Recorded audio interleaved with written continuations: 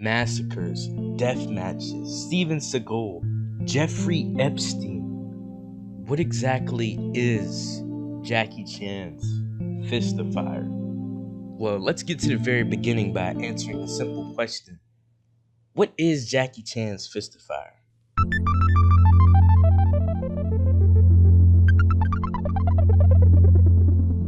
Jackie Chan's Fist of Fire is a sequel to the arcade game Kung Fu Master Jackie Chan. It was an arcade fighting game developed by Conoco, and it features the actor Jackie Chan fighting, and it's based off of different movies. So, how does Steven Seagal, Jeffrey Epstein, and massacres tie into this game? Well, allow me to explain. We've received not much about the Jackie Chan Fist of Fire lore, but there is a wiki up, which you can all see, that expands upon everything that happened between and in these Jackie Chan Fist of Fire tournaments. The lore upon this game and its tournaments are very expansive, spanning from 1983 to 2009. But let's start with the first. There can only be one 83.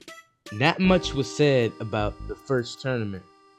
There can only be one 83. But the info that is known is that both actors Clancy Brown and Christopher Lambert are known fans of Jackie Chan's Fist of Fire. And the winner of the tournament was Longshoreman X, who had a picture taken with both actors as prize for the victory. This picture is also shown of Christopher Lambert as he was disqualified from the tournament for using drugs called the quickening.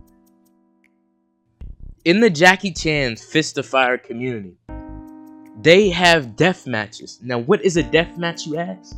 A death match is, if you lose the game, you lose your life, and you will be killed. Usually, each player brought a gun with them to shoot the other player when they won. And that ties into the next tournament, which they introduced the system. Super Cop 2006 was probably the biggest tournament in the Jackie Chan Fist of Fire community.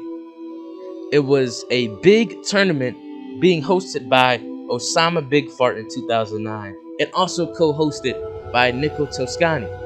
It was a worldwide tournament that had players from around the world, in which Doritos 1974 beat Technical Difficulties. The thing is that this tournament had an issue. After winning the tournament, the death match, and killing his opponent, Technical Difficulties, there was a funeral hosted by the community in which a drunk Dorito 74 was given a gun by Osama Big Fart, in which he shot 48 people, killing 2, which was now referred as the post-tournament massacre. Hi, I'm here to take over this part, because one of those people involved in the incident were one of my acquaintances, and it was a part of the Slavic trio. And to explain what happened, well, it will be a long ride. First of all, what happened after the massacre is, there was a Slavic trio, 3 of them named Benak, Kraurent, and most important of all, Griska. And they saved a lot of drunk people, getting them and helping them to solve this problem, which left less injuries. You're probably wondering, hey, why did you bring them up now? Well, it's because of another tournament right after. Super Cop 2009. Regardless of their reputation, they started another tournament 3 years later, and this time, the second installment was much more civil in terms of violence outside the game. There were various circumstances which covered the details about the tournament in Fog of Mystery. There really isn't that much info about it, but if you really want to know more, you should check out the wiki or their article. So, the Super Cup 2009 was the second and last tournament of all these installments, and it was hosted at Riga in Latvia at June 2009 by Hepatitis D, Osama Big Fartin 2009, and Nico Tuscany. This tournament is not as remarkable as the last one, but it still had a lot of mysteries. Most important of all, the disappearance of Longsherman X for the entirety of 4 years. Without the sudden deathmatch, there was only regular competition, and it involved 128 players in its peak worldwide. And the top 5 of this tournament was Longsherman X, Griska, Laze Eater, XXX Croson Motoblock XXX, and Crowrend. But this tournament holds a lot of strange events. For example, right after the grand finale between Griska and Longsherman X disappeared, allegedly. And regarding the last tournament before, it felt paranormal. There's a comment on one of the articles by someone named Casey Rayback, and he seems to be talking about Longsherman's disappearance in circa 2016. This is what he commented. So, the match ended. Nico and Beanock were in complete hype after seeing how the X outplayed Grissa. Everyone screaming. Then, seconds later, X had grabbed his cup of whiskey, which he used to drink while playing, drank it all in one go, and just vanished. Right on his chair. He was nowhere seen until Mass to Death 2013. Like completely, nobody knows how this happened, and X himself won't tell anything about it. And so, we move forward onto the second mystery of this tournament. The conspiracy regarding Jeffrey Epstein funding the event through Osama Big Fart in 2009. But that doesn't have a lot of information on its own. You're probably wondering, who are the Slavic trio? Well, I'll explain. Let's start off by one of them. Let's start with Beanock. He is a Russian Jackie Chan player, known for rediscovering Drunky Chan's loops and Touch of Death combo. And he is also known by some people as the successor of Hepatitis C. And he currently lives in Kemiro, Russia. And another one of them, also named Grissa, he is also another Serbian player known for participating in the deathmatch, but he left before the top 8 brackets so that he doesn't have to bet his life. And last and foremost, Crowrend.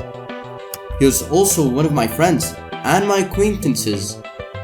He is an Ukrainian Jackie Chan player, and all 3 of them were friends, and they decided to make a notorious trio, the Slavic trio. The Slavic trio were known for being the only Jackie Chan players from the CIS that also participated in the Super Cup 2006 offline tourney. All of them gave amazing performances. Beanock took 4th place, right beneath Doritos 1974 and Longsherman X. Crowrend was in top 7 and Griska was top 10. Since they all attended the Super 2006 tournament, they were also involved in the post-tournament massacre started by Drunk Doritos 1974. Luckily, Griska had a solid friendship with the main host of the Super Cup 2006 tournament, Osama Big Fart in 2009, who had a bag full of guns, and he gave 1 Glock 17 for each of the trio, and well, it didn't go well. While a player named Misa got a non-lethal headshot, which triggered the so-called gangster syndrome, which Crowrend already had, and a lot of memory issues. And Grissa unfortunately got his testicles sawed off by an unknown Brazilian player, and Crowrend jumping around like a maniac with a disturbing laugh which echoed throughout the entire room. also shot himself in the left foot. They seemed like amazing friends, but not every friendship has a good ending. The downfall of the Slavic trio. Well, let's start off with Beanock. For Beanock, it was an average Tuesday. The year was 2023. Beanock was making preparations for another tournament, a deathmatch tournament. While he was preparing the tournament, suddenly the CIA Special Forces Squad secretly raided his apartment, and they were founded especially for capturing individuals claimed as mentally ill. Nobody ever heard of Hepatitis D ever again. And he also claimed to be a gay furry. And for Grissa, his case was interesting. Grissa was playing in an unknown deathmatch tournament in 2020, and he fought someone named Chizak. But after the match, they both disappeared, like Long Sermon X. And after days, they found both of their bodies dead and rotting, with both of their necks cut off. And Crowrent, he is still alive to this day, and he hasn't been participating in any tournament. He has been living a normal life actually. And that's all for the Slavic trio.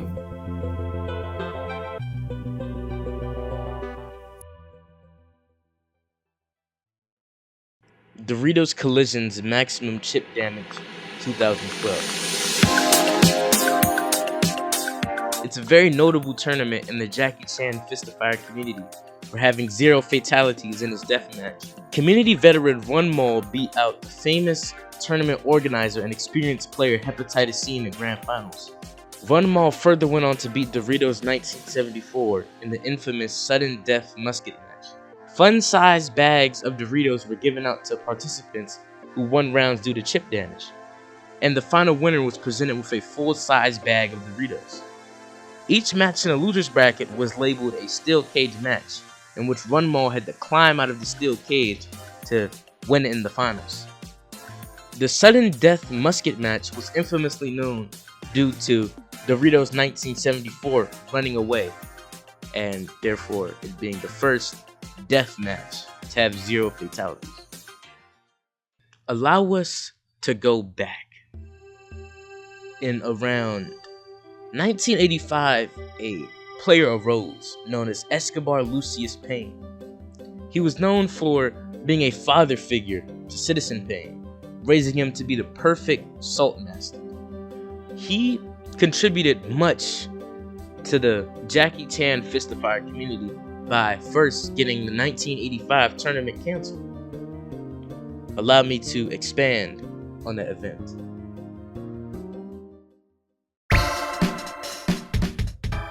In 1985, the Jackie Chan Fist of Fire community assembled to have a cookout in which they all played Jackie Chan Fist of Fire casually by playing Jackie himself. Unfortunately, they did not know that Escobar Lucius Payne came playing competitively on his main. After whooping the entire cookout, they proceeded to get mad at him for boasting about his victory, in which they all revolted against him, exiling him from the community permanently. That's where he went to raise Citizen Payne to exact revenge on the Fist of Fire community. During the Super Cop 2006 tournament, Escobar Lucius Payne allowed himself to die of banana poisoning, and his body was cremated. May he rest in peace. Their defeat in the 1985 cookout was so humiliating for a majority of the players that they still refuse to speak on it to this day. The most we have is circulating rumors about that event. Now let's unravel the biggest mystery in the Jackie Chan Fist of Fire community, which is the mystery of Steven Seagal.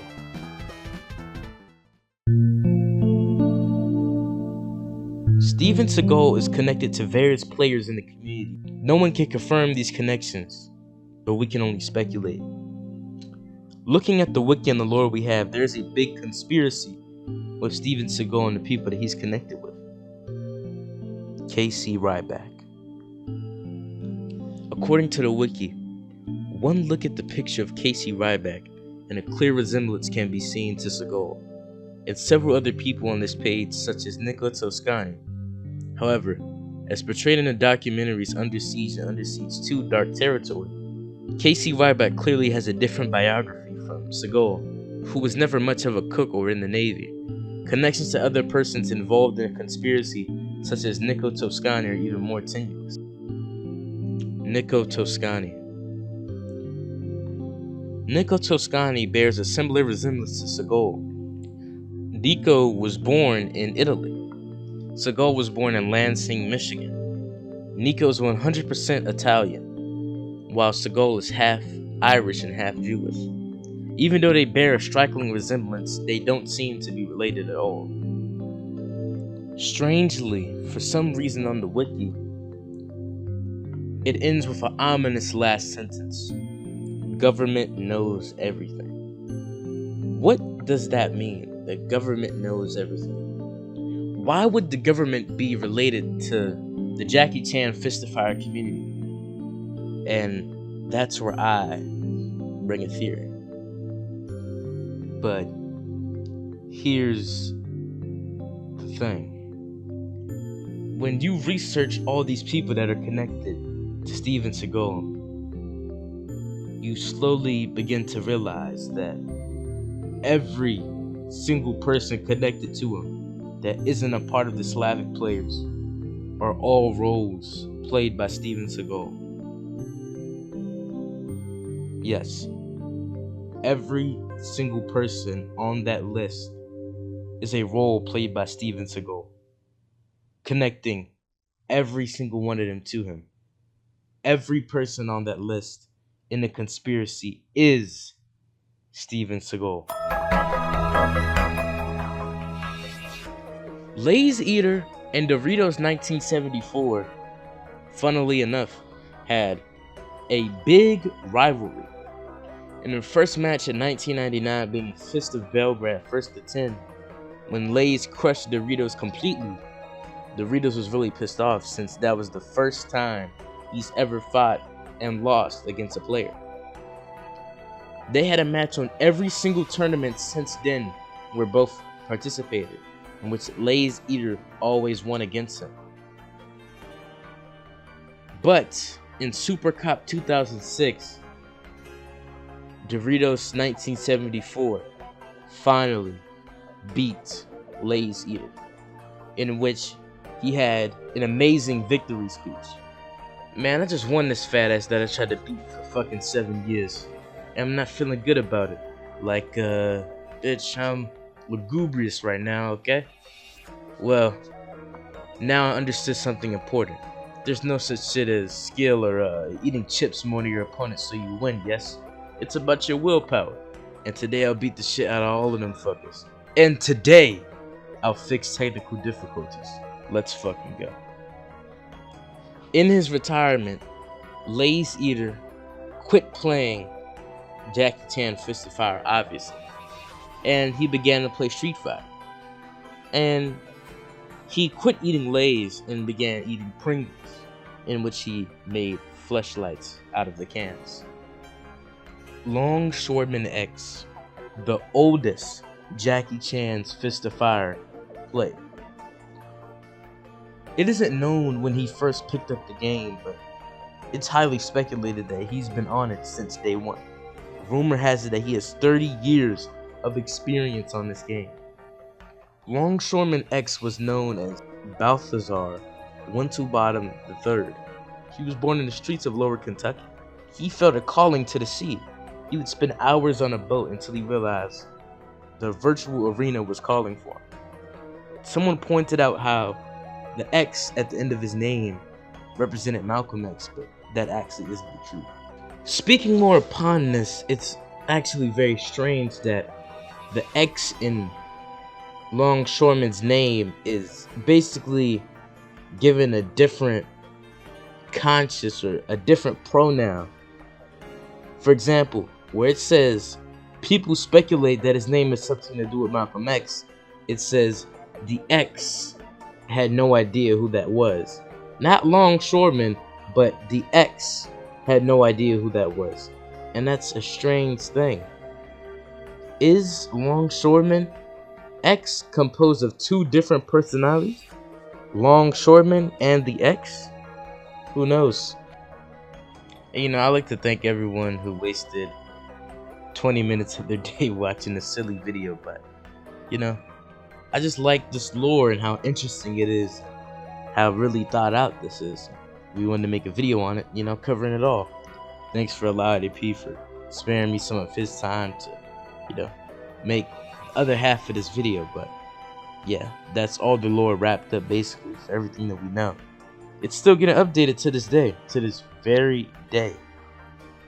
Who knows? Maybe we'll find out the mystery behind Osama Big Fart, the real mastermind behind this.